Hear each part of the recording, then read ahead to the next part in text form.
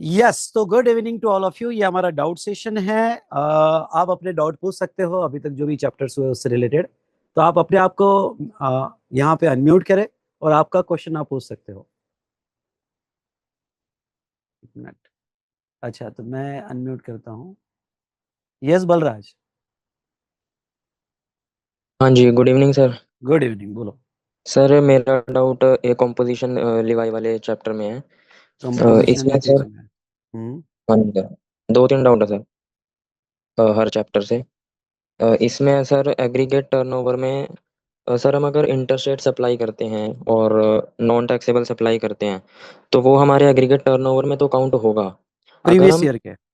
Previous year के, अगर इस साल काउंट होगा क्या वो डेढ़ करंट ईयर करोड़ में। हाँ जी सर। करंट ईयर में तो सीएल ही विड्रॉ हो जाएगा, नॉन टैक्सेबल रहा तो। अगर एक भी बार ऐसी सप्लाई कर देंगे तो विड्रॉ हो जाएगा ना। सीएल ही विड्रॉ हो जाएगा, इमीडिएट इफेक्ट से हो जाएगा। अच्छा ठीक है सर। और दूसरा सर एक है लमसम सब्सिडी का है। हम्म। इसमें सर अगर लमसम सब्सिडी एक सप्लायर को मिल रही है तो वो हाँ। कोई ना कोई जिस भी पर्सन को वो सेल कर रहा है तो कुछ ना कुछ प्राइस तो कम करके ही सेल करेगा, क्योंकि सब्सिडी का फायदा ही यही है। तो हाँ, अगर पर वो कभी कुछ भी। कभी कैसा होता है बलराज, ब्रॉड पॉलिसी होती है, तुम लमसम अलोकेट कैसे करोगे? यानी गवर्नमेंट एक तो क्या करने जा रही है, अलोकेशन में फिर तुम्हारा ऑडिट करवाएगी, तुमने सही अलोकेट किया नहीं किया। जितना पैसा कलेक्ट, टैक्स कलेक्ट करना है, उससे ज्यादा तो गवर्नमेंट उसके चेकिंग में खर्चा कर देगी। तो कभी कभी जो प्रैक्टिकली गवर्नमेंट के लिए पॉसिबल नहीं है, तो गवर्नमेंट इतना बारीक नजर से नहीं देखती। गवर्नमेंट कर दी, छोड़ दो यार, कौन अलोकेशन चेक करेगा? तेरे को लमसम सब्सिडी मिली 10 साल के लिए, 10 साल की सेल में कैसे अपोर्शन करेगा? वो तो है सर, पर हल्का बहुत प्राइस कम हो जाता ना, हाँ, तो तो वो इसलिए मैं बोल मैंने। रहा हूँ ना कि गवर्नमेंट कभी कभी छोड़ देती है, इतना पीछे नहीं लगती है। अच्छा ठीक है सर। और एक है सर शेड्यूल 2 से है, सेकंड चैप्टर के। इसमें है सर पैरा 4। इसमें सर आपने एक है after sale of, after closure of business, दो पॉइंट से रिलेट करूंगा। जो शेड्यूल 2 है पैरा 4, उसमें है person ceases to be a taxable person. Hmm. इसमें आपने बताया था कि जैसे ही किसी का भी बिजनेस बंद होता है और वो नहीं, जीएसटी से जिसका कैंसिल बिजनेस करता का है, रजिस्ट्रेशन कैंसिल हो। रजिस्ट्रेशन कैंसिल कर रहा है, हाँ जी सर। हम्म। तो वो जैसे ही कैंसिल करेगा उसे अपने बिजनेस में हर एक चीज पर टैक्स पे करना पड़ेगा। जो भी एक गुड्स आपने है मूवेबल। गुड्स पर हम्म। इसमें आपने एक केस स्टडी बताई थी जो आपने हैंडल करी थी। हम्म। और एक था आफ्टर क्लोजर ऑफ बिजनेस, एक पॉइंट आता है सेक्शन 217 में आता है। उसमें वो उसमें भी बिजनेस की आपने, डेफिनेशन है। हाँ जी हाँ जी, उसमें भी आपने आपने एक पॉइंट बताया था कि एक आपने केस स्टडी हैंडल करी थी कि उसमें पर्सन का बिजनेस बंद हो गया था, उन्होंने रजिस्ट्रेशन भी कैंसिल कर ली थी। उसके बाद में आपने उन्होंने अपनी एसेट्स को बेचा, तब आपने रजिस्ट्रेशन दोबारा से करके उनके टैक्स भरा था। तो सर ये हाँ, दोनों पॉइंट। क्योंकि वो, हाँ, पर ऐसा है कि उसका बिजनेस क्लोज हुआ था पुराने लॉ में, एक्साइज में, और बाद अच्छा में जीएसटी आ गया था। ठीक है। पर दो बार टैक्स नहीं होगा, तुमने ऑलरेडी क्लोजर पे टैक्स दे दिया है under GST law. I repeat, under क्या? GST law on ceases to be taxable person. तो फिर दोबारा नहीं देना पड़ेगा आपको। फिर दो बार देगा तो वो तो परेशान हो जाएगा, क्या लगा के रखा है। नहीं नहीं, हाँ जी सर, वो तो ठीक है, वो तो दो केस स्टडी में मैं फिर घूम गया जो आपने बताई थी। हाँ हाँ हाँ। हाँ जी, बाकी ठीक है सर, थैंक यू, इतना ही था। अच्छा, चलो। ये कौन कर रहा है भाई? चलो, नेक्स्ट बलराज हो गया। अब मंथन। यस मंथन, पूछ सकते हो आप। मंथन।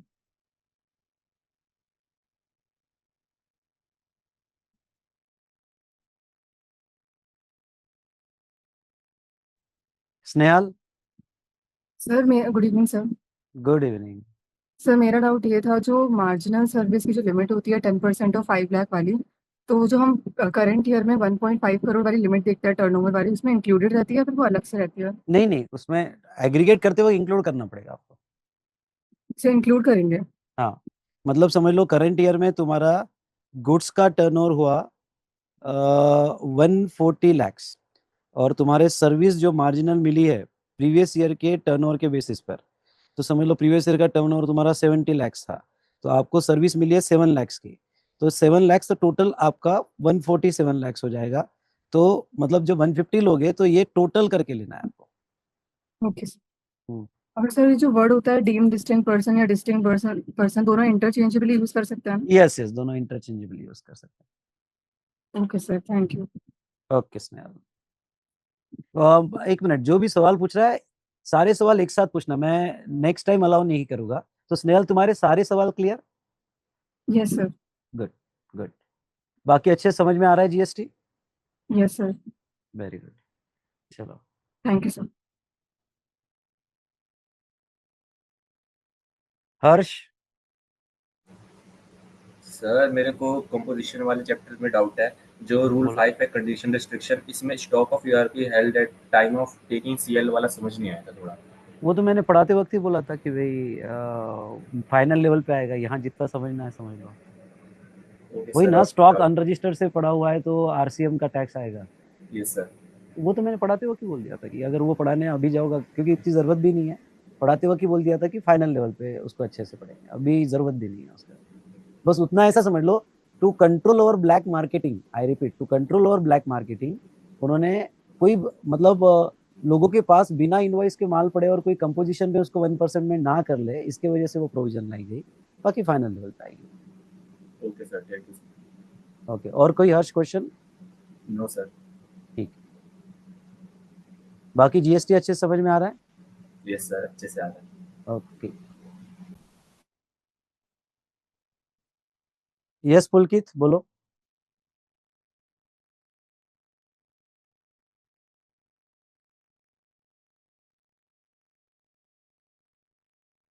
अनम्यूट क्यों नहीं हो रहे भाई?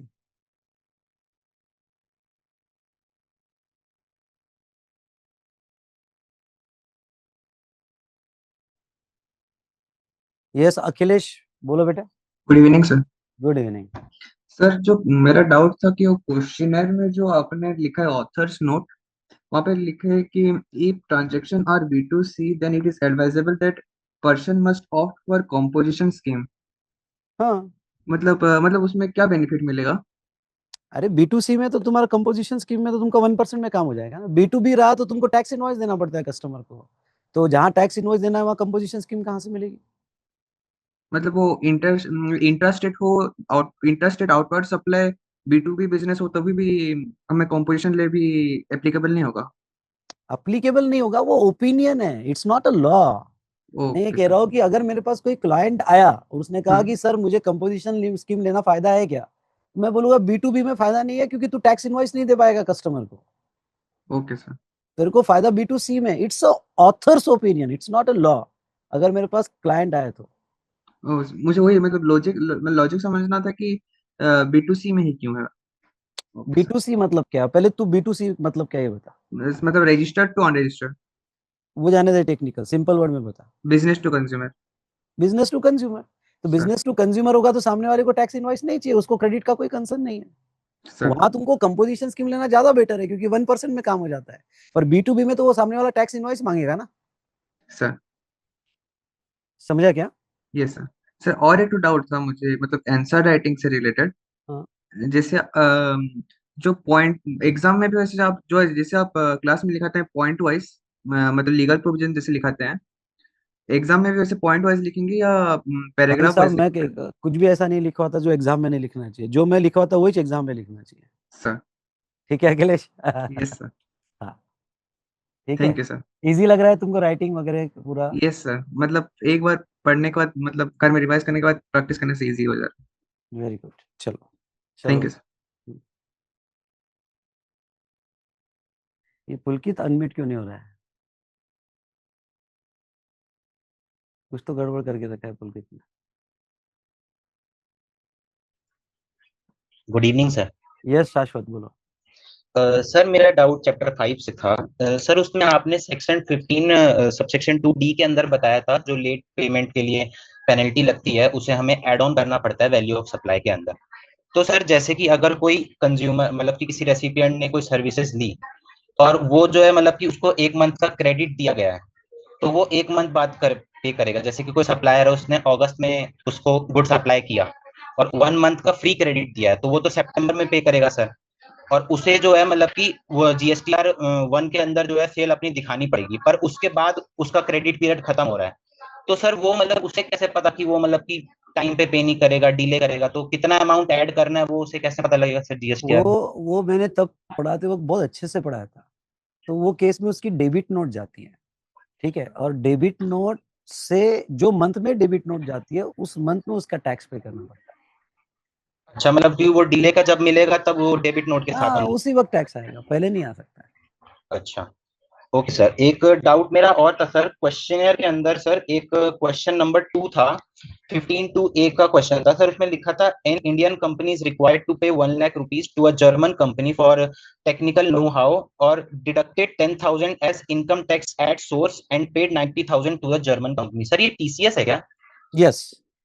तो सर इसके अंदर मतलब कि कैलकुलेशन में 90,000 नहीं लिया है सर, मतलब हटा के नहीं लिया है, उसको इंक्लूड करके लिया है 1 लाख पूरा का हाँ पूरा। क्योंकि कैसा है वो थोड़ा उसको ऐसा सोचो, तूने बिल कितना दिया होगा, 90,000 का दिया कि 1 लाख का दिया होगा।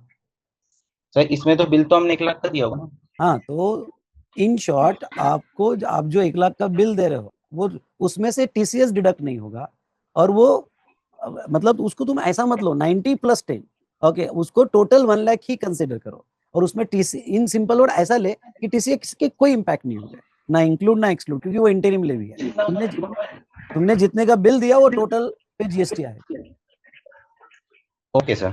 सर एक और डाउट था मेरा कंपोजिशन लेवी के अंदर, जैसे कि सर कोई डायरेक्टली 10(2)(a) ले सकता है अगर जैसे कोई नहीं नहीं, बिल्कुल कभी पॉसिबल नहीं, क्योंकि कोई 10 टू बिल्कुल ही ए सर की कंडीशन सर्विसेज ये में है, तो। 10 टू ए की कंडीशन ये है कि बेटा जो मैसेज दे रहे हैं उनके डाउट में थोड़ा बाद में लेता हूँ, पहले इनके ले लेता हूँ। जो 10 टू ए की कंडीशन ये है कि आप जो है 10(1) में एलिजिबल नहीं हुए तो ही 10 टू ए में जा सकते हो। अच्छा, तो सर मतलब जो बिल्कुल ही सर्विसेज में है तो वो मतलब 10(2)(a) नहीं ले सकता डायरेक्टली? तो वो 10(1) में इनएलिजिबल हुआ ना जो बिल्कुल ही सर्विस में है, क्योंकि 10(1) में सर्विस वालों का है ही कहाँ। Yes sir. और मतलब कि एक रेस्टोरेंट वाले जो है सर यानी वो। तो ऐसा बोल सकता है कि जो एक्सक्लूसिवली सर्विस में वो डायरेक्ट 10 टू ए में जा सकता है, क्योंकि 10(1) में उसको रास्ता ही नहीं है। Yes sir. हाँ और जो रेस्टोरेंट वाले होते हैं सर वो मतलब कि सर्विसेज भी देते हैं और गुड्स भी देते हैं, तो मतलब कि उनका भी वैसे ही मार्जिनल सप्लाई होता है कि जितना उन्होंने गुड्स दिया नहीं नहीं, उसका। रेस्टोरेंट वाला का तो कंपोजिट सप्लाई है ना, गुड्स देते हैं ये तो। सर कंपोजिट है, पर उनका सर्विस देने के लिए मार्जिनल सप्लाई लगेगा उनके ऊपर भी। हाँ वो भी मार्जिनल सप्लाई रहता है, वो मार्जिनल सप्लाई तीनों को है, मैन्युफैक्चर, ट्रेडर और रेस्टोरेंट को। Okay sir. और फिर उसके बाद सर एक क्वेश्चन था ये सर एक क्वेश्चन मेरा आरसीएम से भी था सर, आज आपने पढ़ाया था तो रुक जा, उसके आरसीएम अंदर। का कल या रख, पेंडिंग रख, क्योंकि मैंने अभी तक बहुत सारी सिचुएशंस पढ़ाई नहीं। हाँ जो पढ़ाई है उसमें से कोई क्वेश्चन होगा तो पूछ ले। ये सर उसमें से ही था जैसे कि आपने बोला था सर कि अगर अनरजिस्टर्ड रेसिपिएंट है तो उसे रजिस्टर होना पड़ेगा कंपलसरी अंडर सेक्शन 24 अगर वो आरसीएम में कुछ कर रहा है तो। सर अगर वो अनरजिस्टर्ड पर्सन कोई इंडिविजुअल है, कोई इंडिविजुअल सर्विस ले रहा है, तो वो कैसे पे करेगा सर? अनरजिस्टर्ड इंडिविजुअल है, कोई इंडिविजुअल पर्सन जो है किसी से सर्विस ले रहा है और उसे आरसीएम में पे करने बोले तो वो कैसे देगा सर? नहीं, अभी रुक जाओ, उसके लिए आरसीएम हुआ नहीं है। अगर वो इंडिविजुअल हो रहा है, बिजनेस, आरसीएम जब पड़ा होगा तो वो इंडिविजुअल होगा और बिजनेस कर रहा होगा तो ही आरसीएम लगता है, तो आरसीएम की आगे कंडीशंस आएगी वैसे। ऐसा जस्ट इंडिविजुअल होने से नहीं होता है, उसका बिजनेस भी होना चाहिए। मतलब कि उसका तो सर लॉस हो जाएगा गवर्नमेंट को उस टैक्स के लिए, नहीं क्योंकि नहीं वो। नहीं नहीं, वहाँ फॉरवर्ड चार्ज लगता है, तो इसलिए तो बोला थोड़ा रुक जाए, तेरा आंसर कल मिल जाए। Okay sir, thank you. बस इतना ही था सर। ठीक। उसके बाद में नेक्स्ट जो है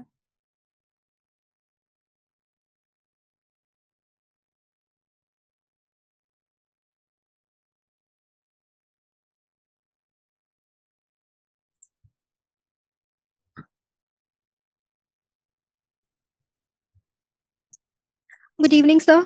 गुड इवनिंग, पूछो बेटा। सर मुझे पूछना था, थ्रेशोल्ड जो 20 लाख का है तो इसमें कंपलसरी रजिस्ट्रेशन करना होगा, तो अगर कंपनी 20 लाख के नीचे रहती है 3 साल, 3 साल तक, तो फिर वो ये क्या बोलते हैं, para schedule 2 para 4 clause C के अंडर पे उससे वो कंपलसरी सप्लाई माना जाएगा, है ना? तो उस टाइम पे ये देना पड़ेगा। नहीं, तो थोड़ा उस और टाइम रिपीट पे करो क्वेश्चन, मैं नहीं समझ सकता।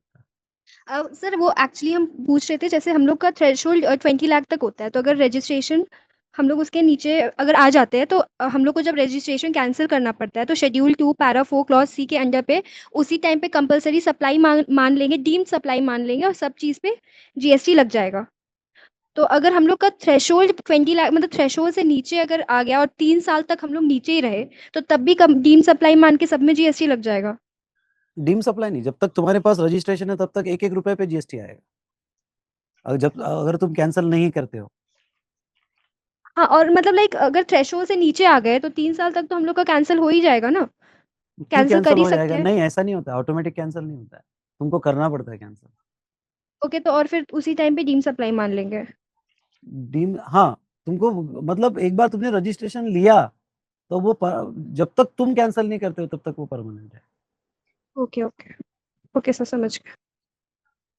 Hello thank you sir.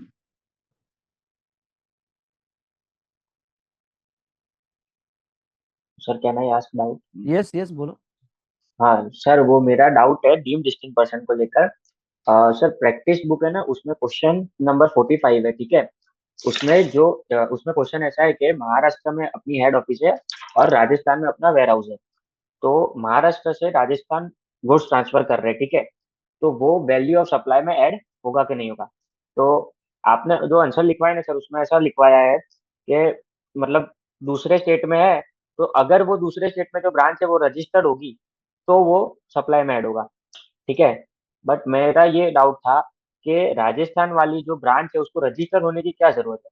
Section 25+5 के हिसाब से अगर कोई ब्रांच दूसरे स्टेट में है और वो रजिस्टर नहीं भी है तो भी वो डीडीपी मानी जाएगी। अगर वो टैक्सेबल सप्लाईज नहीं दे रही, ठीक है, तो भी वो डीडीपी मानी जाएगी। पर वो तो तो इन दोनों के लिए डीडीपी है ना, अब वो ब्रांच से अगर सेल हो रहा होगा किसी दूसरे को तो।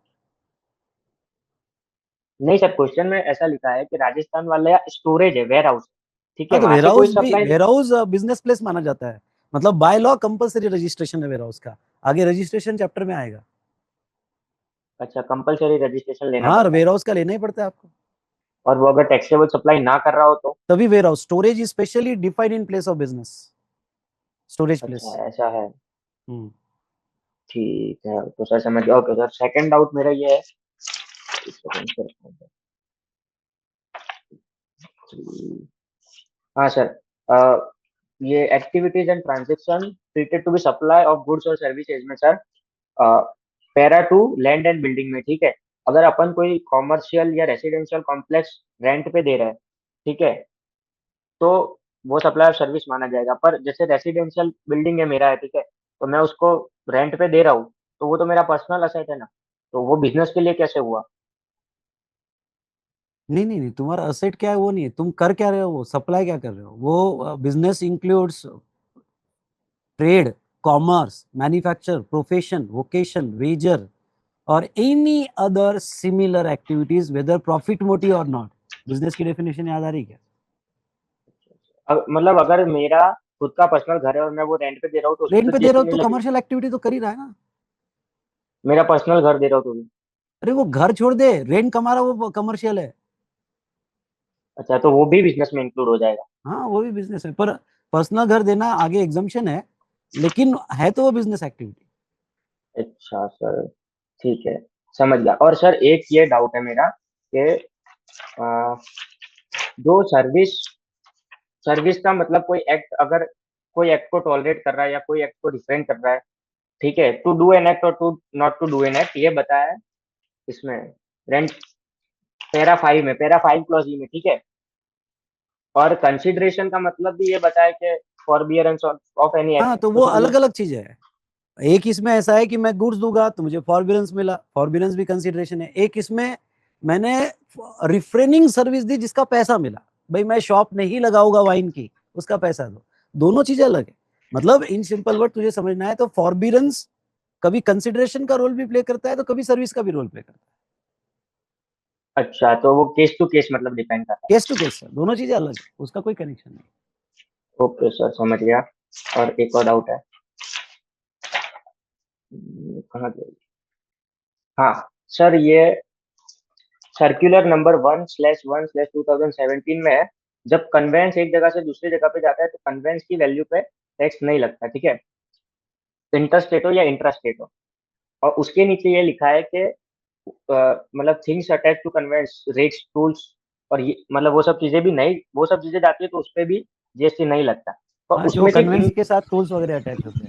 तो जो जो टूल्स की बात हुई है ना, उसमें ऊपर खाली इंटरस्टेट लिखा है, तो अगर वो इंट्रास्टेट इंट्रा होगा भी हो तो? गया तो सेम प्रोविजन है, मतलब वो सर्कुलर इंटरस्टेट के लिए था, पर इंट्रा भी होगा अच्छा, तो सेम प्रोविजन। इंट्रा भी होगा तो सेम प्रोविजन है। एक सेकंड सर, नोट कर लेता हूँ, एक हाँ सेकंड, फिर क्या बाद में भूल जाता हूँ। और और एक सर जब अपना बिजनेस क्लोज होता है, ठीक है, मतलब अपना रजिस्ट्रेशन सीज होता है, तब अपनी एसेट सोल्ड मानी जाती है, मतलब सप्लाई मानी जाती है, ठीक है। तो बट उसमें एक्सेप्शन ये है कि जब business is transferred as going concern होता है, तब वो सप्लाई नहीं मानी जाती। तो मेरा ये डाउट था कि जब गोइंग कंसर्न के थ्रू अनदर पर्सन को अपना बिजनेस ट्रांसफर होगा, ठीक है, तो वो असेट भी ट्रांसफर होगा साथ साथ में अपनी, तो वो असेट ट्रांसफर होगी तो उस पर जीएसटी नहीं लगेगा? उसको एग्जाम्पशन है बेटा, जब तुम बिजनेस बेचते हो तो उसको एग्जाम्पशन है, जीएसटी नहीं लगता उसको। अच्छा, वो मतलब एग्जाम्पशन चैप्टर में आएगा। exemption। ठीक है सर, समझ गया। ठीक है, okay sir, thank you okay sir. D. Sparsh, Rohit, hello, good evening sir. कौन बात कर रहे हैं? स्पर्श? स्पर्श, हाँ जी सर। हाँ, सर एक क्वेश्चन है, इसमें क्वेश्चन 14 है, डीसीए वाला, डेल क्रेडिट एजेंट वाला।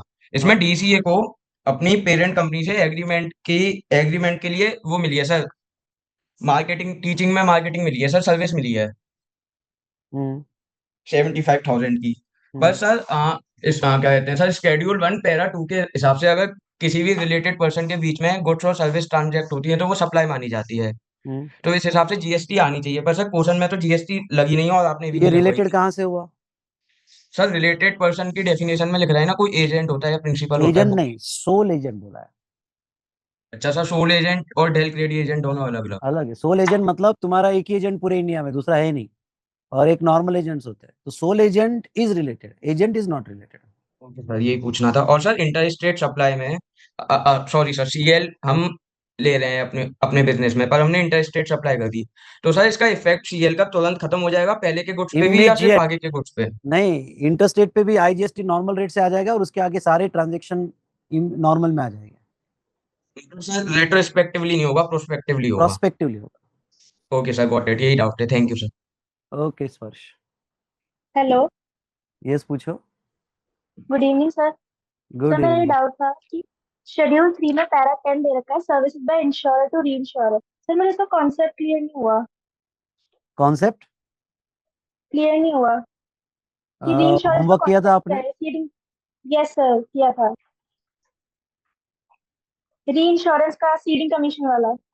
हाँ बेटा, उसमें ऐसा होता है कि समझ लो आपकी कोई प्रॉपर्टी है, उसका इंश्योरेंस मैंने करवा लिया, और आपकी प्रॉपर्टी बहुत महंगी है, और क्या है कि मैंने रिस्क लेके रखी है, और आपकी प्रॉपर्टी कोई रिवर के किनारे, नदी के किनारे है, और कुछ भी हो सकता है, और मैंने रिस्क लेके रखी है, तो मैं किसी और को दे देता हूँ कि देख भाई, मेरे पास ये इंश्योरेंस निकाले हुए है, ओके, पर अभी मैं ये रिस्क नहीं लेना चाहता हूँ, मैं अपना बिजनेस और दूसरे जगह करना चाहता हूँ, तो मैं दूसरे कंपनी को बेच देता हूँ। उसको कहते हैं री इंश्योरेंस। तो जब मैं दूसरे कंपनी को बेचता हूँ तो मेरा कमीशन तो कुछ रखूंगा ना, क्योंकि मैंने तो क्लाइंट तो मैंने लाया था ना, उसको कहते हैं सीडिंग कमीशन। Hello, hello. अच्छा आर्यन, आप पूछो। Good evening sir. हाँ बोलो बेटा। सर एक जनरल क्वेश्चन था, जब हम स्टॉक परचेज करते हैं तो उस पे हम इनपुट टैक्स दे के आते हैं, बट इस स्टॉक को अगर हमने चैरिटी में दिया तो अकाउंटिंग एंट्री में हम उसी इनपुट को रिवर्स कर देते हैं, एंड बट हमारी जीएसटीआर 2 भी जो अपडेट होता है उसके अंदर तो वो रिफ्लेक्ट हो रहा होगा इनपुट, बिकॉज हमने जीएसटी नंबर दिया था सप्लायर को हमारा, हम दोनों रजिस्टर्ड पार्टी हैं।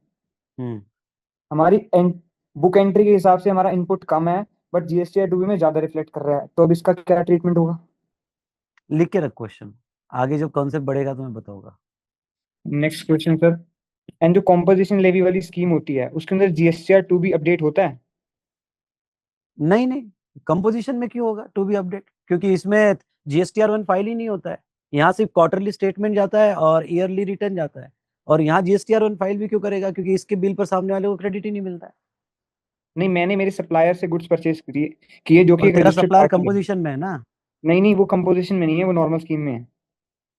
हाँ, एंड मेरे पास भी जीएसटी नंबर तो है बड़ा, बिकॉज मैं भी तो रजिस्टर्ड तेरा पार्टी 4B में होता है, 4B में तुझे क्रेडिट नहीं मिलता है, पर तेरा एक फॉर्म होता है 4B, उसमें होता है, वो ऑटोमेटिकली अपडेट कर देता है 4 में, 2 ऑटोमेटिकली में अपडेट जाता ही हो नहीं। जाता है। हाँ। एंड एक और क्वेश्चन सर, जब हम सीएल के अंदर होते हैं, मिड ईयर के अंदर मैंने कोई भी इंटर स्टेट सप्लाई कर दी, तो उसके आगे वाले जितने भी सप्लाईज होंगी वो उन पे और सब, उसके आगे वाली, वो और उसके आगे वाली, वो और उसके आगे वाली जितनी भी होंगी उस पे नॉर्मल रेट पे टैक्स सब लगेगा। नॉर्मल में आ जाएगा। पीछे वाली होंगी उन पे रिट्रोस्पेक्टिव, मैंने बहुत बार बोला, रिट्रोस्पेक्टिव इफेक्ट नहीं, प्रोस्पेक्टिव इफेक्ट।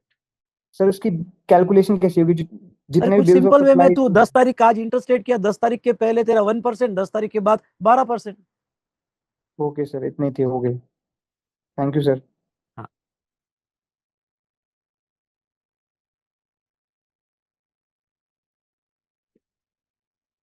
यस पुलकित बोलो। Good evening sir. Good evening. Sir first doubt है कि जब ट्रांजैक्शन सर डीसीए के थ्रू होता है ना, तो डीसीए अपने नेम में इनवॉइस बना रहा है, तो तब अगर फ्री सप्लाई होता है, सप्लायर मतलब प्रिंसिपल डीसीए को फ्री सप्लाई कर रहा है, एक क्वेश्चन में था और ये शायद टेस्ट में भी था, पर वो फ्री सप्लाई करेगा क्यों जब डीसीए वो तो अपने नाम पे इनवॉइस बना रहा है, वो आगे जो तो बायर इसको है। स्टॉक ट्रांसफर तो करेगा ना, डीसीए के पास माल कहाँ से आया? यस, हाँ, डीसीए के पास जो सामान आएगा वो तो सप्लायर से आएगा, हाँ, तो तब वो कंसिडरेशन तो जरूर लेगा ना। नहीं ना, तो वो तो शेड्यूल विदाउट कंसिडरेशन में आता है ना, शेड्यूल 1 पैरा 3 में आता है ना, स्टॉक ट्रांसफर। तो तो इसमें ये क्वेश्चन है कि जो सप्लायर है उसे एग्जैक्टली बाद में फिर कंसिडरेशन कहाँ से मिल रहा है? वो तो अकाउंटिंग एंट्री से सेटल होता है। मतलब ये जीएसटी के कंप्लायंस हुए हैं। वो जीएसटी में हमारी गवर्नमेंट कहती है कि देख यार, अकाउंटिंग एंट्री तुम्हारा क्या है वो तुम देखते बैठो, ये स्टॉक ट्रांसफर पे जीएसटी लगाओ, जीएसटीआर 1 में अपडेट करो, सामने वाला क्रेडिट ले लेगा, और जब वो माल बेचेगा तो माल बेचने वाला पैसा तुम्हारी अकाउंटिंग एंट्री में तुम सेटल करो, हमें तुम्हारे अकाउंटिंग एंट्री से कोई लेना देना नहीं। पर फिर इसमें डीसीए उसे वापस पेमेंट कर रहा है, एक्चुअल रियल लाइफ में रियल ट्रांजैक्शन क्या हो रहा करता है? है ना, डीसी को तो देना पड़ेगा ना, क्योंकि उसके पास माल डीसीए पड़ा दे है। रहा है या बायर दे रहा है, वो जो अल्टीमेट बायर बायर है? डीसीए को देगा, डीसीए उसको देगा। पर वो एग्जैक्टली वो तो कंसिडरेशन हो गया, फ्यूचर फ्यूचर कंसिडरेशन हो गया। कंसिडरेशन हुआ, एट द हाँ, टाइम ऑफ सप्लाई तो कंसिडरेशन नहीं था ना। नहीं पर कंसिडरेशन की डेफिनेशन में वो तो इंक्लूड हो जाएगा ना सर, बाद में पेमेंट करेगा तो। पर तू रिमॉल पे फिर जीएसटी क्या लगाएगा? जब पहली बार माल भेजा तो तब क्या लगाया? गवर्नमेंट कहती है हमको तब जीएसटी चाहिए, तब तो नहीं था ना। हाँ, तब तो नहीं था, पर वो कंसिडरेशन में आ गया ना। इसलिए वो फ्यूचर जा रहे थे, at that moment without consideration stock transfer पे हम जीएसटी लगाएंगे। अच्छा, नेक्स्ट डाउट था मेरा वैल्यू ऑफ सप्लाई पर 15(3) में डिस्काउंट हमें मिलता है, और सप्लायर जब डिस्काउंट देता है आफ्टर द सप्लाई, तो कंडीशन होती है कि जो जैसे सप्लाई किया हुआ है बायर, वो वापस आईटीसी क्लेम कर लेगा, क्या सॉरी क्लेम नहीं कर लेगा, वो रिवर्स कर देगा। तो जब बायर अल्टीमेट कंज्यूमर है और वो या फिर अनरजिस्टर्ड है, तब वो आईटीसी कैसे रिवर्स करेगा? नहीं, फिर नहीं करते, फिर तुमको बेनिफिट नहीं मिलेंगे, क्योंकि अगर उसने, वो पहली बात तो उसने आईटीसी लिया ही नहीं। अब जैसा मेरा एक हाँ, क्लाइंट था, मैं तेरे को बताता हूँ, उसने क्या किया, पहले वही था, बाद में डिस्काउंट दिया। तो फिर मैंने सेलर को बोला कि देख, तू एक काम कर, उसको बुला और उतना कम करके पैसा वापस कर। समझ लो तू मेरा स्टूडेंट है, मैंने तेरे को तेरे से फीस ले ली 10,000, और 10,000 फीस लेने के बाद एग्जाम्पल ले कि भाई मैं आखिरी के 2 चैप्टर नहीं पढ़ा पाया, एग्जाम्पल ले रहा हूँ कि आखिरी के 2 चैप्टर नहीं पढ़ा पाया, तो मैंने बोला कि तेरे को ओके मैं डिस्काउंट दे दूंगा। ओके, तो फिर तू मेरे पास आया कि भाई डिस्काउंट 2,000 रुपये जो है, ओके सर मुझे 2,000 रुपये चाहिए। क्या कर रहे हैं यार, कौन है टाइम पास कर रहा है? ओके 2,000 रुपये चाहिए, तो मैं जब तेरे को वापस करते एक वाउचर साइन करके लूंगा कि मैंने तेरे को पैसा वापस किया। अगर ये प्रूफ है कि मैंने तेरा पैसा वापस किया तो फिर बेनिफिट मिलेगा, अदरवाइज नहीं मिलेगा। पर ये वो 15(3) में लिखा हुआ नहीं है ना सर। ये नॉर्मल प्रैक्टिस में। फिर ये नॉर्मल प्रैक्टिस जब लॉ में नहीं लिखी हुई तो वो अलाउ करते हैं हाँ, ऑफिसर्स, क्योंकि प्रूव करना वो होता प्रूफ है। मांगेंगे ना। नहीं नहीं, मैं तो तब बोलूंगा नहीं कि सर ओके मैंने जो है, तुमने बोला आईटीसी रिवर्स करना चाहिए, पहली बात तो आईटीसी लिया नहीं, दूसरा मैंने उसका पैसा वापस कर दिया, पर प्रोवाइडेड दैट ये पहले से एग्रीड होना चाहिए। यस, पहले से एग्रीड है। हाँ, तो वो बिल में शो होता है कि हमने डिस्काउंट लेस अलग किया। से वाउचर बनता है उसका, उसका आगे इनवॉइस चैप्टर में आएगा, रिफंड वाउचर करके एक कॉन्सेप्ट आएगा इनवॉइस चैप्टर। प्रैक्टिकल एग्जांपल्स में, ऑनलाइन शॉपिंग के एग्जांपल्स में हम देखते हैं कि उन्होंने अभी हमें डिस्काउंट का एग्री किया है कि आपके नेक्स्ट जब आप परचेज करोगे हमसे तो फिर हम आपको डिस्काउंट देंगे। हम अनरजिस्टर्ड है, वो तो रजिस्टर्ड है। अब अगली बार जब वो हमें सप्लाई दे रहे हैं तो वो क्या बिल में नहीं, दिखाते हैं? वो नेक्स्ट बिल में डिस्काउंट देता है, पहले वाले बिल में नहीं देता है। वो बिल में शो होता है जैसे नेक्स्ट 15(1) बिल में तो शो होता है ना भाई। हाँ, एक और डाउट था सर 10(2)(a) में कॉन्सेप्ट बुक में लिखा हुआ है कि प्रीडोमिनेंटली सप्लाई है, तो गुड्स में 10-2A में कौन ऑप्ट कर सकता है? मैन्युफैक्चरर ट्रेडर जिसको 10-1 की स्कीम नहीं मिली क्योंकि उनका मार्जिनल सप्लाई से सर्विस ज्यादा है।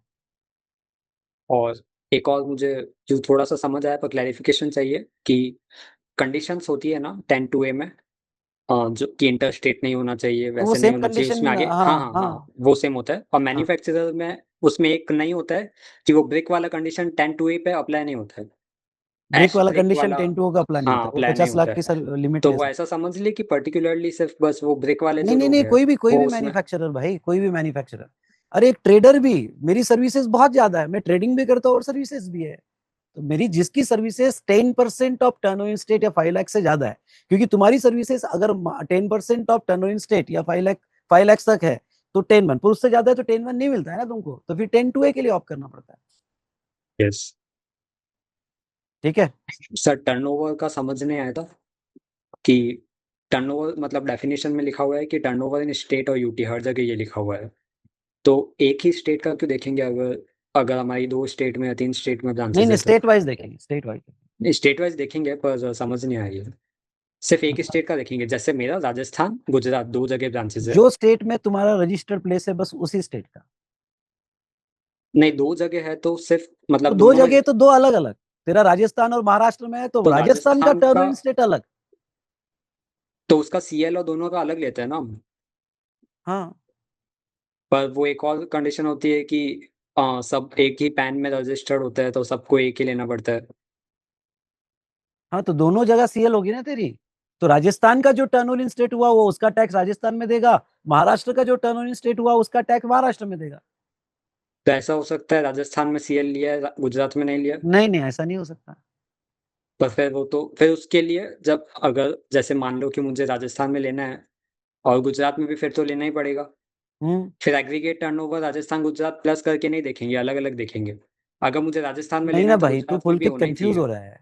मेरी लिमिट एग्जॉस्ट होगी वो एग्रीगेट पे, पर टैक्स देते वक्त मुझे दो स्टेट के सीएल के अंडर टैक्स अलग अलग देने पड़ेंगे।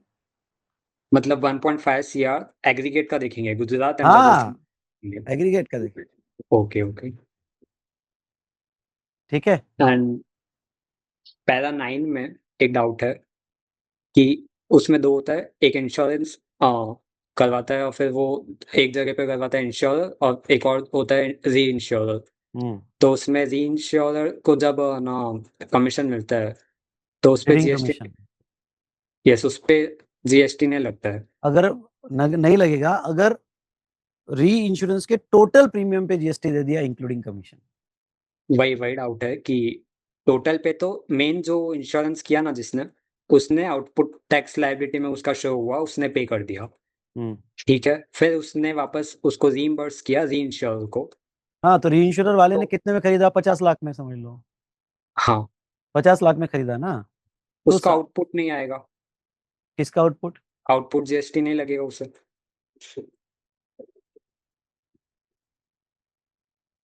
सर आउटपुट तो मेन इंश्योरेंस जो भी है ना उसने दे दिया है, ठीक है, वही देता है पैरा 9 में। फिर जो री इंश्योरर है उसको तो मतलब आउटपुट की हाँ, तो लायबिलिटी भी वो 50 लाख पर अगर देगा जीएसटी तो 5 लाख का सीडिंग कमीशन सप्लाई नहीं माना जाएगा। नहीं वो पैरा 10 में हो गया ना सीडिंग कमीशन। तो फिर तू कौन सा बोल रहा है? पैरा 9। वो तो को इंश्योरेंस शेयर हो गया ना। यस को इंश्योरेंस में वो एक इंश्योरेंस हुआ, 2 इंश्योरेंस मतलब एक समझ लीजिए एक पार्टनर है, वो शेयर कर रहे हैं एक इंश्योरेंस को। तो फिर वो पहले उस इंश्योरेंस का प्रीमियम मिला तो उसने जीएसटी पे किया मेन इंश्योरेंस कंपनी ने। फिर उसने री इंश्योरर को दिया, सॉरी री इंश्योरर नहीं है, नहीं उसने दिया नहीं भाई, उसने शेयर कर दिया, उसने यस शेयर कर शेयर दिया। करने में उसने वो जो रेवेन्यू से आया उसने वापस री इंश्योरर को दिया। हाँ और फिर उसको जब दिया उसके ऊपर है ना जीएसटी नहीं लगेगा। हाँ, तो हाँ उसके ऊपर नहीं लगेगा। तो आउटपुट तो जो मेन इंश्योरर था उसने पे किया, हाँ, तो फिर लायबिलिटी तो उसी पे आ गई ना, मतलब ये उसके अरे लिए तो उसने बर्डन पास ऑन कर दिया ना, उसने कौन से अपने जेब से पे किया? हाँ समझा? हम्म। ठीक है ठीक है, नेक्स्ट पुलकित, सब क्लियर? और कुछ रह गए होगे तो अब बचा के रखो, बहुत से बच्चे बाकी है। Yes sir. ठीक है। हाँ hello sir.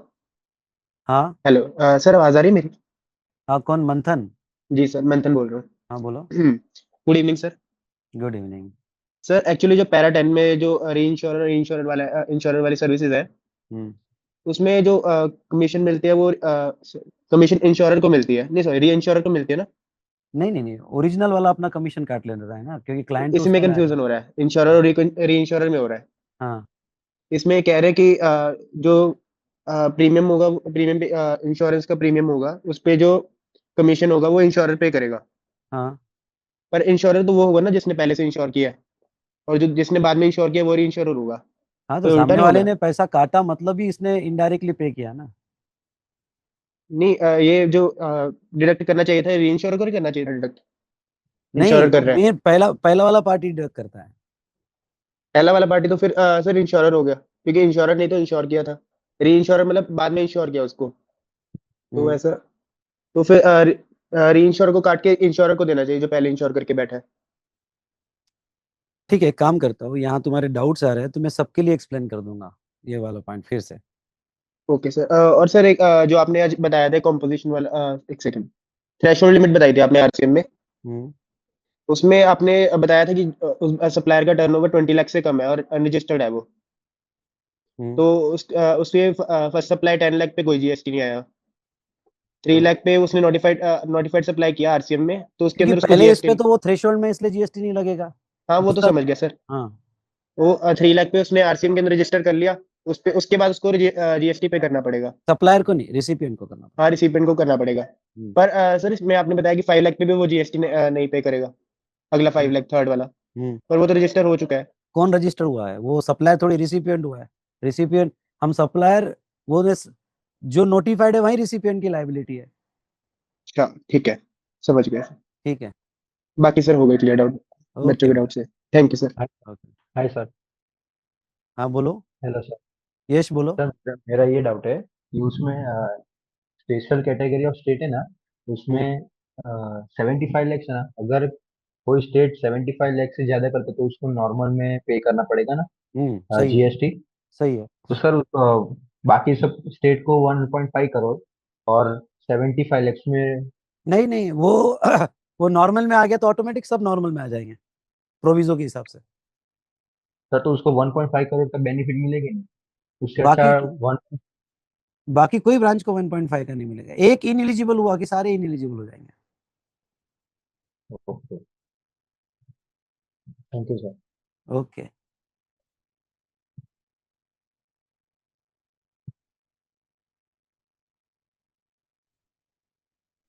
Yes Hrithik. Hello. Hello, नमस्ते सर। नमस्कार, बोलो बेटा। सर मेरा एक डाउट ये है, मतलब मैं सुना हूँ बहुत पहले, एक दोस्त का सीए भैया है, उनका फर्म है, तो वो क्या बोले थे कि जैसे तू कुछ मोबाइल किनने जा रहा है चाहे कुछ लेने जा रहा है, तो मुझे बोलना, मेरे पास जीएसटी का इनवॉइस होता है, वो तू उसमें अप्लाई करेगा तो तुझको मतलब वो जीएसटी पे नहीं करना होगा। तो फिर ये इनपुट इनपुट में हो गया ना, नहीं समझा फिर तेरा ये इनपुट आउटपुट नहीं में नहीं, मतलब क्वेश्चन नहीं कैसे समझा हुआ? बेटा, क्वेश्चन नहीं समझा ऋतिक। का तो फॉर्म नहीं नहीं, है, तुम्हारी आवाज ब्रेक हो रही है यार। और मैं कुछ लेने गया। अब ठीक है सर? हाँ बोलो। जी। तो जैसे एक दोस्त का भैया है ना, वो मुझे क्या बोले थे कि सपोज तू कोई फोन लेने जा रहा है चाहे कोई भी सामान, तो मेरे पास एक नहीं, तुम्हारी इनवॉइस आवाज है, ब्रेक उस हो पे रही है। आईटीसी तुझे आवाज मिल ब्रेक हो रही है। जाएगा, तो उस अप्लाई कर देगा ना? आवाज ब्रेक हो रही है। तो मैं टाइप करूँ सर? हाँ ठीक है, तब तक आप किसी और से पूछ लीजिए। हाँ, तब तब तक आप किसी और से पूछ लीजिए, मैं नेट देखता हूँ। हम्म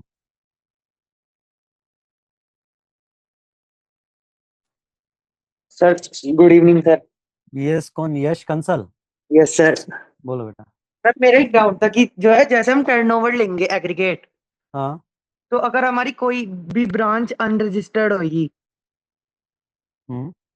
तो उसका भी टर्नओवर में सब चीज सप्लाई वगैरह उसकी भी सारी चीज लेंगे। पहले तो यश, पहले बता दूं कि आगे जब रजिस्ट्रेशन चैप्टर आएगा तो तुम्हारी एक भी ब्रांच रजिस्टर होती है तो सारी ब्रांचेस रजिस्ट्रेशन करना पड़ता है, क्योंकि तुम्हारा एग्रीगेट टर्नओवर एक्सीड्स 20 लाख हो गया है, एग्रीगेट टर्नओवर। तो ऐसा हो ही नहीं सकता कि एक रजिस्टर्ड है और एक अनरजिस्टर्ड है ब्रांच। हाँ, वो केस में अगर कोई एक उसके कुछ एक्सेप्शन है तो भी आपको वो रजिस्टर्ड हो या, तुम्हारा सिंपल आंसर मैं बताना चाहता हूँ कि वो रजिस्टर्ड हो या ना हो, एग्रीगेट टर्नओवर में ऑल सप्लाई लेने पड़ेंगे। और सर वो जैसे हम टैक्स पे करेंगे 1%, हम आईटीसी भी नहीं लेंगे और हम उसे कस्टमर से भी नहीं लगाएंगे, मतलब तो हम क्या दो बार नहीं कर देंगे टैक्स पे, एक तो आईटीसी नहीं लिया, एक तो उस पर लग गया, और एक 1% जो दिया। तो फिर 28% से 2 क्रेडिट लो, वो तुम्हारे पॉकेट से ही जाएगा। तो जो वैसे भी डबल नॉर्मल तो, रेट है 18%, 28% वो दो, फिर आप क्रेडिट लेना है। और सर एक लो। मुझे बोनस वाला था, हाँ। आपने इसकी क्लैरिफिकेशन में लिखवाया था, hmm no claim bonus by insurance company, hmm ये वाला समझ नहीं आया था सर। अरे तू जब नेक्स्ट टाइम करवाता है ना इंश्योरेंस, तो तेरे को, तूने पिछले साल इंश्योरेंस क्लेम नहीं किया, उसका डिस्काउंट देती है कंपनी, उसको कहते हैं नो क्लेम बोनस। चलिए, ओके सर, ओके। एक काम कर, no claim bonus by insurance company, okay, ChatGPT में डाल और देख कि क्या आंसर आता है, एक्सप्लेन विद केस स्टडीज। ठीक और है। सर एक बार थोड़ा सा बस टीडीएस और टीसीएस का वो बता दीजिए क्या है। ठीक है, वो बहुत से बच्चों का है, तो मैं वो भी कॉमनली सबको क्लास में समझा दूंगा। ओके सर, मैं ये कह रहा हूँ मुझे समझ सारी आ रही है, अगर आप पूछते हो ना कि ये सप्लाई है या नहीं है, इसमें होएगा क्या, लेकिन थोड़ा बहुत बस लिखने में वो जा रहा है हल्का फुल्का मैं सा। तो अभी यार इससे ज्यादा क्या लिखवाऊं, मुझे कॉन्सेप्ट भी लिखवा रहा हूँ, क्वेश्चंस भी लिखवा रहा हूँ। वो तो तो तुझे पहले तो दिमाग से निकालना पड़ेगा कि मुझे दिक्कत जा रही है, तुझे दिक्कत नहीं जा रही है, पर तू कोशिश करेगा तो बिल्कुल हो जाएगा। और क्या है कि जैसा तुम सोचोगे फिर वैसा माइंड बनते जाएगा। वैसे तो सर आप अच्छा पढ़ा रहे हो, सारी चीज समझ आ रही है, आप जैसे कुछ क्वेश्चन पूछते हो उसका आंसर तो कैच हो जाता है, इसमें आएगा क्या, आएगा, लेकिन ये कॉन्फिडेंस रख, ये माइंडसेट बना कि जरूर आएगा लिखते हुए। अभी तो बहुत सारे क्वेश्चंस लिखने वाले हैं हम। Okay sir, thank you sir. ठीक है, यस नमन बोलो। सर मुझे पूछना था, पेज 4.3 में ईयर 1920 में जो टैक्सेबल वैल्यू था, उसको 60 लाख के लिए instead of 80 lakh after threshold GST charge on whole amount ना। कौन से, अभी मेरे पास बुक नहीं है, तो क्वेश्चनर बोल रहा है कि कौन से बुक बोल रहा है? नहीं, मैं कॉन्सेप्ट बुक का बात कर रहा कौन से बुक में? हूँ। एक मिनट सर, पेज 4.3 में था, बता रहा हूँ मैं कौन सा। कौन सा चैप्टर है? 4.3 है? कॉम्पोजिशन, हाँ, कॉम्पोजिशन स्कीम वाला। एक मिनट। हम्म,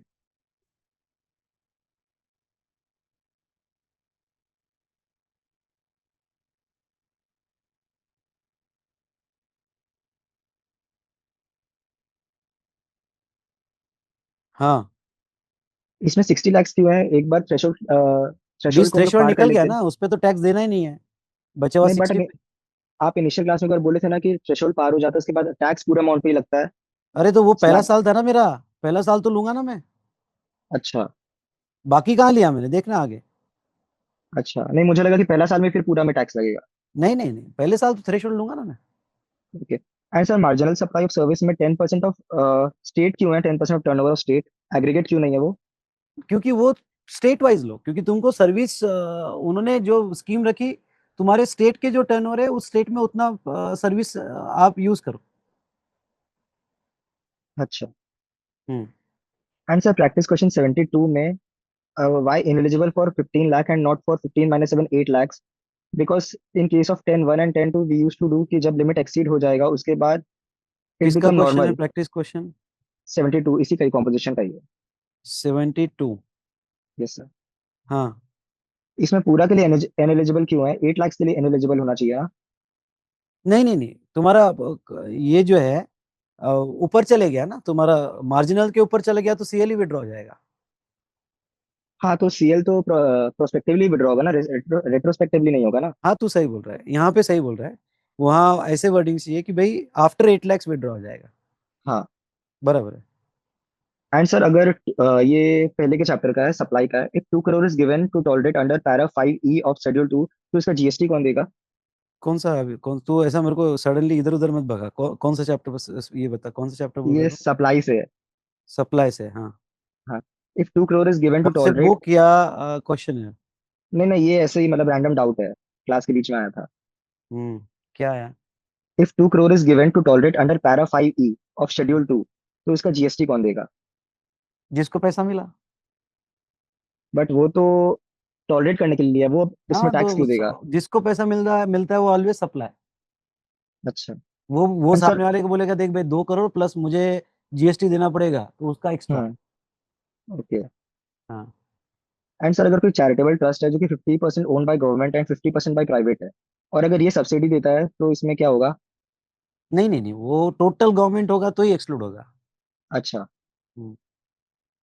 और सर, if GST is destination based tax, then इसमें एक्सपोर्ट पे जीएसटी क्यों लगता है? अभी एग्जाम्प्ट है बट इसमें जीएसटी में आता ही क्यों है फिर वो कौन सा? एक्सपोर्ट्स? जो पैसा फॉरेन एक्सचेंज में नहीं लाएगा उसके लिए है ना। जो पैसा फॉरेन एक्सचेंज में ला रहा है उसको हम जीरो कर देंगे, पर जो फॉरेन एक्सचेंज में नहीं लाता है उसको जीएसटी लगाते हो। नहीं, बट ये तो डेस्टिनेशन बेस्ड है ना, तो फिर तो इंडिया का उसका डेस्टिनेशन ही नहीं है जहाँ पे माल जा रहा है। हाँ, पर इसको एक्सपोर्ट को स्पेसिफिकली एक्सक्लूड किया है, क्योंकि इवन दो ये डेस्टिनेशन बेस है बट वो स्पेसिफिकली उन्होंने इंक्लूड किया है, और ये बेस पे इंक्लूड किया है कि पैसा फॉरेन एक्सचेंज में लाओ तो ठीक, अदरवाइज हम जीएसटी लगाएंगे। Okay sir. ओके नमन।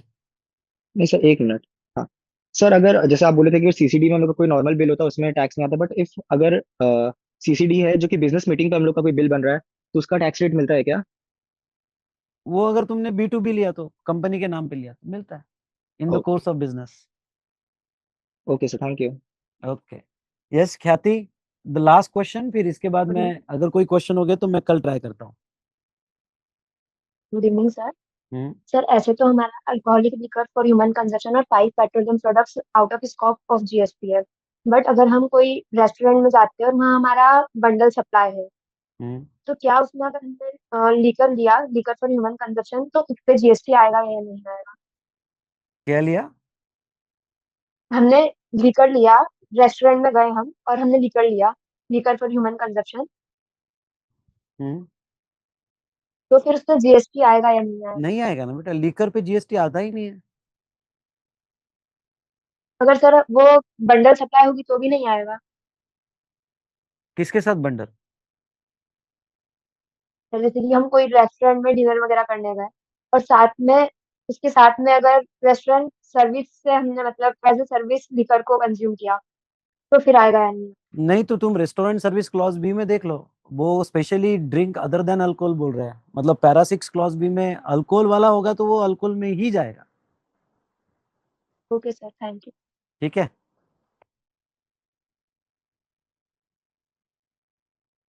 ठीक है बेटा, यहाँ पे क्योंकि कल सुबह अपना क्लास है, तो कोई भी तो कल वापस आधे घंटे के लिए ज्वाइन हो जाऊंगा, जो भी स्टूडेंट रहे, तो मैं क्लास के बाद अपडेट करता हूँ कि मैं हम क्लास के बाद या अपडेट कर दूंगा टाइमिंग कब ज्वाइन करता हूँ। ठीक है, आज का सेशन यही एंड करते हैं।